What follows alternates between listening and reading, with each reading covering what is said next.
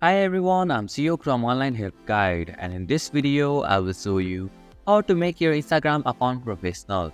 Switching to a professional account unlocks tools and insights that can help you grow your presence on Instagram.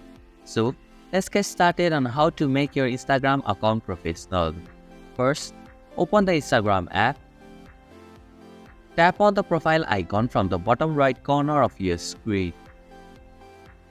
Now that you are on your profile page, you will see an option that says Edit Profile just below your bio. Tap on it to enter the profile editing mode.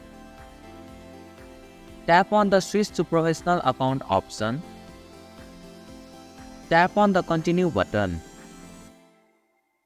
Now, from the provided list of categories, select the one that you want for your Instagram profile.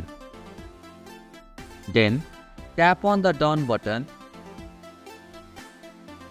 Tap on the Next button. Finally, tap on the OK button to save the changes.